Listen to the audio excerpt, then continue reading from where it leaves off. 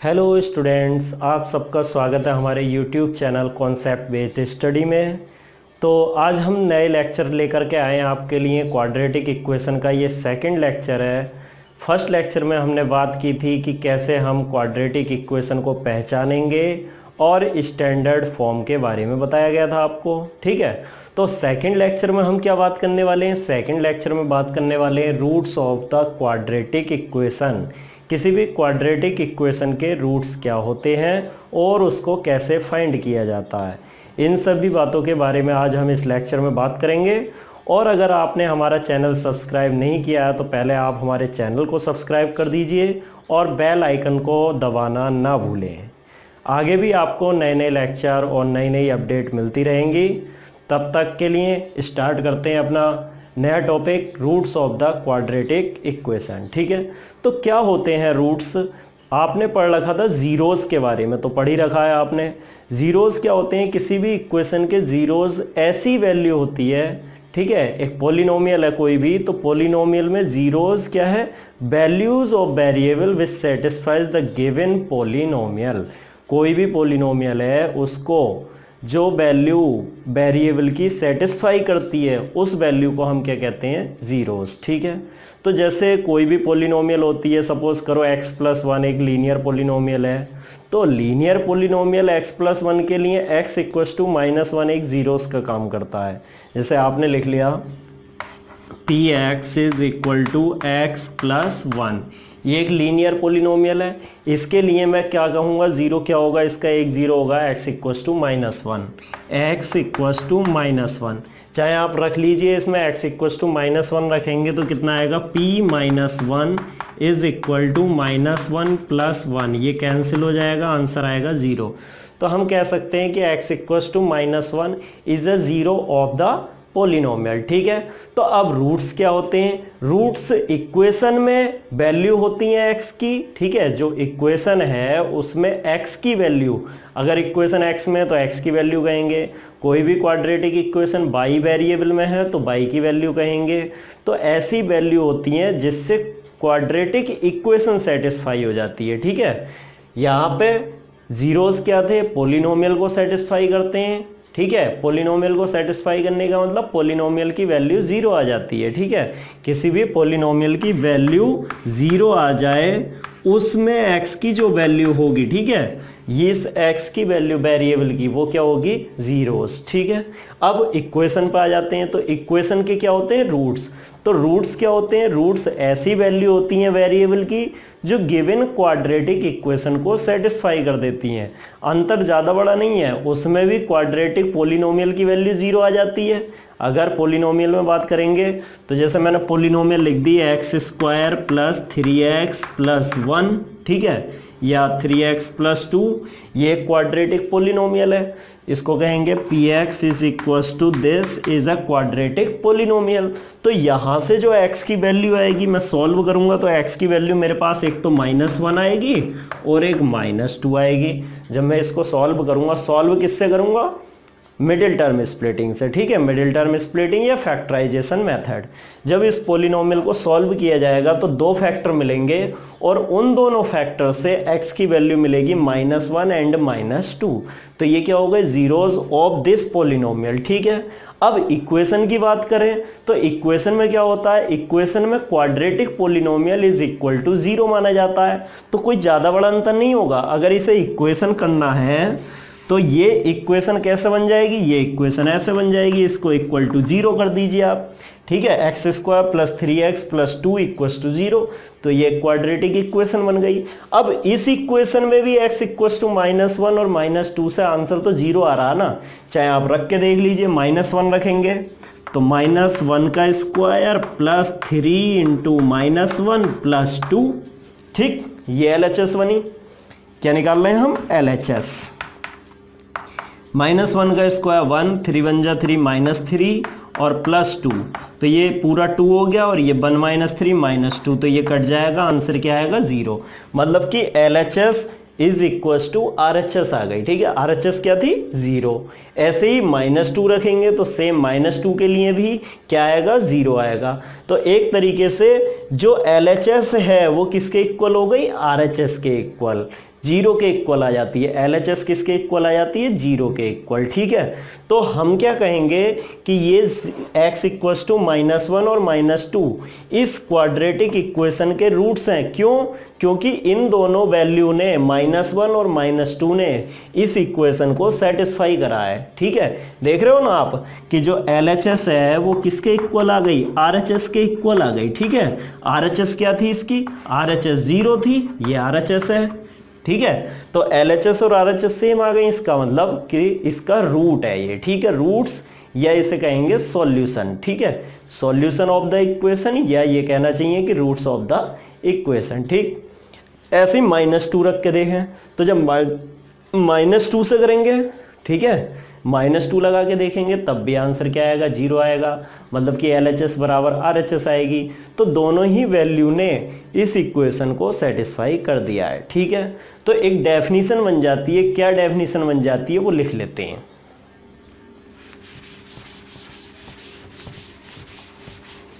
देखिए डेफिनेशन क्या बनेगी रूट्स की? वैल्यू ऑफ वेरिएबल, कोई भी वेरिएबल जो इक्वेशन का वेरिएबल है, ठीक है, इक्वेशन x में भी हो सकती है, y में भी हो सकती है। तो value of the variable which satisfies the given quadratic equation. ठीक है, लिख भी सकते हैं आप values of variable which satisfies given quadratic equation, quadratic equation। थोड़ी राइटिंग की प्रॉब्लम है, मेरी इतनी अच्छी राइटिंग नहीं है, मगर मैं समझता हूं कि आपको दिखाई दे रहा होगा और समझ भी आ रहा होगा। क्या है? Values of variable which satisfies given quadratic equation. ठीक है, उसको क्या बोलेंगे हम? रूट्स। मैंने आपको बताया रूट्स क्या होते हैं? जो किसी भी इक्वेशन को सेटिस्फाई कर देते हैं। सेटिस्फाई करने का मतलब LHS और RHS दोनों इक्वल आ जाती हैं। फॉर एग्जाम्पल ले लेते हैं। एक एग्जाम्पल में एक इक्वेशन ले लेते हैं। क्या ले लेते हैं? x² plus 3x plus 2 is equals to 0। जो अभी करा था वही एग्जाम्पल ले लिया मैंने। ये एक इक्वेशन है, इसमें मैंने कहा था क्या रखेंगे आप? -2 और -1। अगर मैं -1 रखता हूं तो -1 लिख सकते हैं हम x equals to -1 and -2 are roots. ये दोनों क्या है भाई? रूट्स हैं इस इक्वेशन के। अब वो कैसे दिखाएंगे आप? एक बार -1 रख के देखिए इसमें, एक बार -2। तो जब -1 रखेंगे तो पहले LHS लिखेंगे हम। LHS क्या आएगी? -1 का स्क्वायर, x की जगह क्या रखा जा रहा है? -1 प्लस 3 इंटू -1 प्लस 2। क्लियर? ये हो जाएगा 1 और ये 3 बन जा 3 माइनस प्लस माइनस -3 और +2। इसको जब सॉल्व करेंगे आप तो 1 - 3 -2 हो जाएगा। -2 + 2 आंसर आया 0। ठीक, अब ऐसे ही -2 के लिए चेक कर लेते हैं। तो ये तो यहाँ पे किसके लिए हो गया? 4। ये किसके लिए सॉल्व कराया आपने? ये सॉल्व कराया -1 के लिए। तो 4x इज इक्वल टू -1। ठीक है, ये -1 के लिए हो गया। तो हम लिख सकते हैं -1 के लिए क्या हो गया? LHS is equal to RHS। LHS RHS दोनों सेम आ गई। अब ऐसे ही काम आप -2 के लिए कर लीजिए। तो ये लिख लेंगे 4 - 2। ठीक है, क्या लिखेंगे? 4x equals to -2। तो -2 लगाते हैं भाई, यहाँ पे -2 लगाते हैं। तो ये कितना हो जाएगा? LHS हो जाएगा इसका, कितना आएगा LHS? -2 स्क्वायर और प्लस 3 इंटू -2 और +2। ये हो जाएगा 4, 3 2 जा -6 प्लस 2। कितना हो गया भाई? 4 2 6, 6 - 6 0। एक तरीके से LHS is equals to RHS। तो मैंने कहा था कि वेरीफाई हो जाना चाहिए। वेरीफाई मतलब सेटिस्फाई। ठीक है, तो LHS RHS सेम आ रही हैं दोनों कंडीशन में, सेटिस्फाई कर रहा, तो इसलिए क्या कहेंगे? Both both -1 and -2 are roots of quadratic equation. Zeros कभी कभी निकल जाता है, मगर जीरोस जो रहेगा वो हमेशा पॉलिनोमियल में काम में आता है, और जीरोस की जगह रूट्स वर्ड आ जाता है वो क्वाड्रेटिक इक्वेशन में काम में आ जाता है। ठीक है, अंतर ज़्यादा बड़ा नहीं है दोनों में। क्लियर हो गया ये आपको? तो अब इसको निकालते कैसे हैं, रूट्स निकालने के तरीके। ठीक है, तो एक लिख लेते हैं, इसके 3 मेथड है हमारे, मगर पहले मैं एक ही मेथड को डिस्कस करूंगा इस लेक्चर में, बाकी के 2 मेथड अलग अलग लेक्चर में मैं आगे डिस्कस करता रहूंगा, तो वो लेक्चर भी आप देखते रहें आगे के। ठीक है,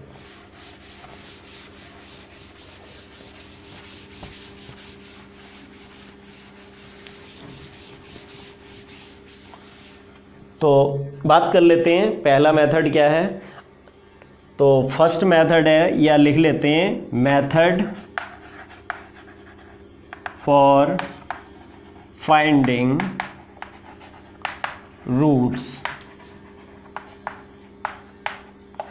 रूट्स निकालने के लिए कौन कौन से मेथड हैं? तो फर्स्ट मेथड है हमारा कौन सा, मिडिल टर्म स्प्लिटिंग, जो कि आप पहले से पढ़ते हुए आए हैं और बहुत पढ़ा लिखा मेथड है, जाना पहचाना मेथड है, कोई नया सा मेथड आया नहीं है, तो इसलिए मैं इसको बहुत बड़े तरीके से डिस्कस नहीं करूंगा, इसे बहुत जल्दी से निपटाऊंगा, क्योंकि ये पहले पॉलिनोमियल में भी पढ़ रखा और क्लास 9th में भी पढ़ रखा। ठीक है, तो फर्स्ट मेथड है हमारा कौन सा मेथड है, मिडिल टर्म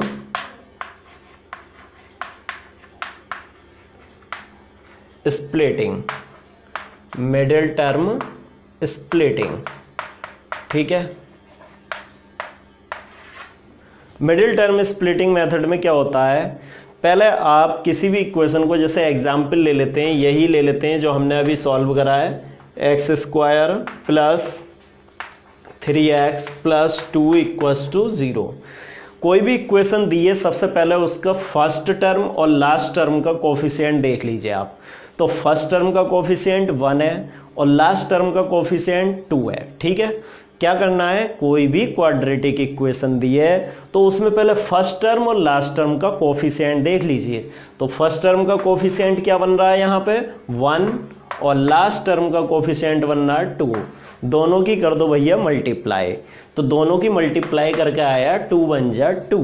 ठीक, अब इस 2 के ऐसे फैक्टर हमें निकालने हैं, कैसे फैक्टर निकालने हैं, जिससे कि ये कौन सा साइन है, ये साइन है प्लस का, प्लस करने के बाद 3 आ जाए। आई समझ में बात? दोबारा सुन लो, यहाँ पे फर्स्ट और लास्ट टर्म की मल्टीप्लाई करनी है। फर्स्ट टर्म का कोफिशिएंट 1, लास्ट टर्म का कोफिशिएंट 2, तो 1 और 2 की मल्टीप्लाई करके आया 2।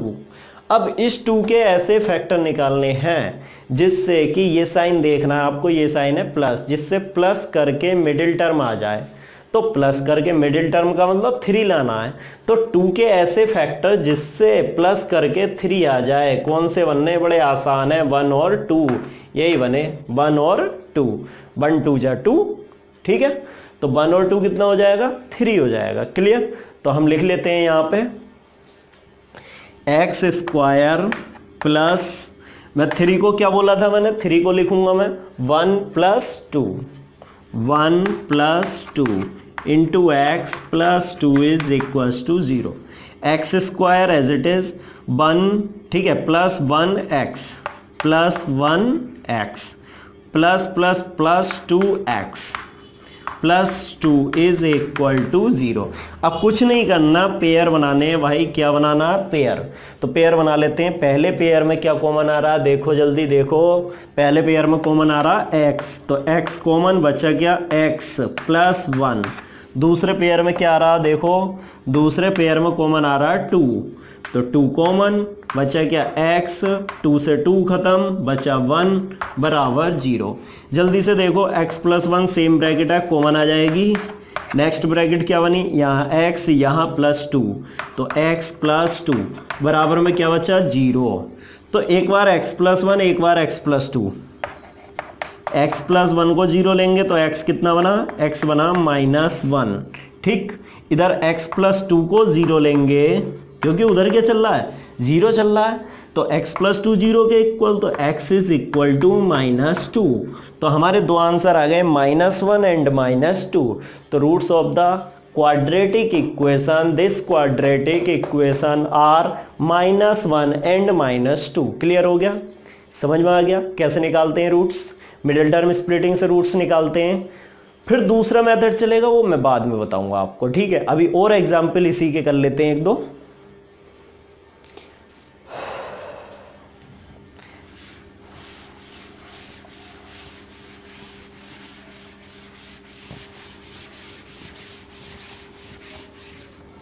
देखिए एक सेकंड एग्जाम्पल ले रहा हूं, मिडिल टर्म स्प्लिटिंग से ही हम क्वाड्रेटिक इक्वेशन के रूट्स निकालेंगे। दूसरे एग्जाम्पल में लिखते हैं हमने इक्वेशन लिख ली है 16x², ठीक, 16x² plus 6x minus 1 is equal to 0, ठीक। क्या है 16x² plus 6x minus 1 equal to 0। अभी बोला था, क्या बोला था भाई, फर्स्ट टर्म और लास्ट टर्म के कोफिशिएंट की मल्टीप्लाई करो, तो क्या बन रहा है यहाँ पे 16, यहाँ पे 1, तो क्या आएगा 16 मल्टीप्लाई 1 कितना बना 16। अब इस 16 के ऐसे फैक्टर रखने हैं आपको, दो फैक्टर ऐसे निकालने हैं 16 के, जिससे कि क्या करके माइनस करके कितना आ जाए 6 आ जाए, माइनस करके 6 आ जाए, ठीक है। 16 के ऐसे फैक्टर माइनस करके 6 आ जाए। बहुत आसान है, 8 2 जा 16, 8 2 जा 16, 16 के फैक्टर बने ये। अब 8 में से 2 माइनस करोगे क्या आएगा 6 आएगा। तो आसान है, क्या करना 16x² ऐसे ही प्लस 6 को ब्रेक कर दिया, क्या लिखा था 6 को 8 - 2, यहाँ लिख दूंगा 8 - 2 into x minus 1 equals to 0। Clear, 16x² plus 8x, plus minus क्या होता है, अरे प्लस और माइनस जब अपोजिट साइन आते हैं तो अपोजिट साइन में क्या आएगा माइनस, और सेम साइन होंगे तो क्या आएगा प्लस। तो यहाँ तो अपोजिट साइन हो गए दोनों, अपोजिट साइन में माइनस 2x, फिर माइनस ये 1 इक्वल्स टू 0। पेयर बनाइए, जल्दी बनाइए। यहाँ पे क्या कॉमन आ रहा है, देखिए 8, दोनों में 8 कॉमन है, और क्या है x, तो 8x कॉमन, 8 से 2 बार कटेगा, x से x 1 कट जाएगा, 1 बचेगा, प्लस 8x पूरा बाहर है तो बचा 1, माइनस यहाँ पे है दोनों जगह तो माइनस कॉमन आएगा आराम से। वैसे भी यहाँ पे जो साइन होता है वही लिखा जाता है, तो यहाँ साइन है माइनस तो माइनस आ गया, ठीक है। अब इसके बाद 2x है, ये 1 है तो कुछ कॉमन नहीं लिया जा सकता, इसलिए 1 लिखा जाता। जब कुछ कॉमन नहीं आता तो 1 तो आता ही है हमेशा, ठीक। तो यहाँ पर -1 कॉमन 2x, जब माइनस बाहर लिया तो अंदर क्या बचा प्लस बचा, क्योंकि माइनस तो बाहर पहुँच गया खिसक के, तो अंदर क्या रह गया भैया प्लस 1 इक्वल्स टू 0। दोनों ब्रैकेट सेम है, 2x प्लस 1 कॉमन, बचा क्या 8x minus 1, 8x minus 1 is equal to 0।